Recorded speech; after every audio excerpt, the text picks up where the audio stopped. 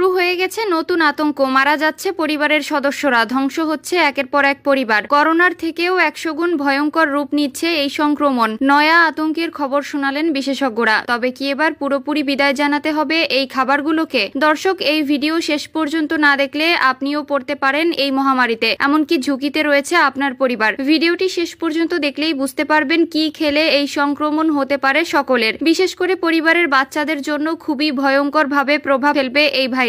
দর্শক, শেষ পর্যন্ত ভিডিওটি দেখে জেনে রাখুন কোন খাবারগুলো না খেলে এই সংক্রমণ থেকে রক্ষা পাবেন এবং রক্ষা করতে পারবেন আপনার পরিবারের সকল সদস্যকে। নিজের জন্য না হলেও পরিবারের জন্য আজকের ভিডিওটি আপনার জন্য অনেক বেশি উপকারী। তাছাড়া ভিডিওটি শেয়ার করুন, কারণ আপনার একটি শেয়ারে একটি পরিবার এই মহামারী থেকে বাঁচতে পারে। আমরা সকলেই জানি 2020 সালে বিশ্বজুড়ে ছড়িয়ে পড়েছিল করোনার সংক্রমণ। কয়েকশো কোটি মানুষ সংক্রমিত হয়েছিল, প্রাণ হারিয়েছিল কয়েক কোটি মানুষ। যদিও করোনার ধাক্কা সয়ে এখন অনেকটাই মাথা তুলে দাঁড়িয়েছে গোটা বিশ্ব, তবে এর মধ্যে আবারও ভয়ঙ্কর সংক্রমণের আন্দাজ করলেন বিশেষজ্ঞরা, যা কোভিডের থেকেও 100 গুণ ভয়ঙ্কর রূপ নিতে পারে। এই পরিস্থিতির মধ্যে বিজ্ঞানীরা আগেও দাবি করেছেন যে আরো মহামারী আসতে চলেছে। আর এবার বার্ড ফ্লু নিয়ে নতুন করে চিন্তা বাড়ালো পিটসবার্গের এক গবেষক। জানাচ্ছে H5N1 ভাইরাস খুব দ্রুত পশুদের দেহ থেকে মানব দেহে ছড়িয়ে পড়ার ক্ষমতা রাখে। এই মুহূর্তে বিশ্বের নানা জায়গায় পশুদের এই ভাইরাস ছড়িয়ে পড়ার খবর বেড়েছে। তাই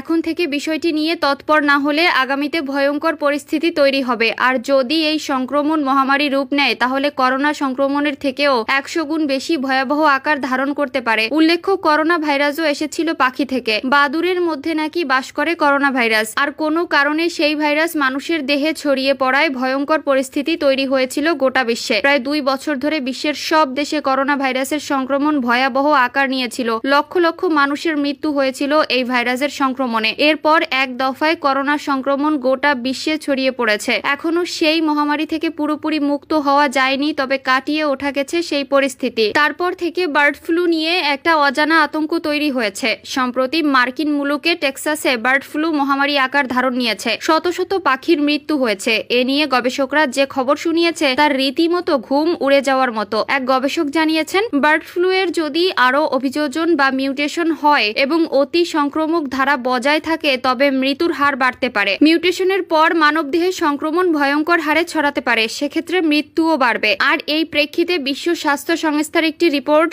আরো বেশি করে কপালে ভাঁজ ফেলেছে গবেষক ও বিজ্ঞানীদের। বিশ্ব স্বাস্থ্য সংস্থা বলছে, H5N1 ভাইরাসে আক্রান্ত হওয়া প্রতি 100 জনের মধ্যে 52 জনের মৃত্যু হয়েছে 2003 সাল থেকে, অর্থাৎ মৃত্যুর হার 50%। তাই এই ভাইরাস যদি নতুন করে মহামারীর শুরু হয়, তাহলে এর শেষ কোথায় গিয়ে হবে তা আন্দাজ করা মুশকিল।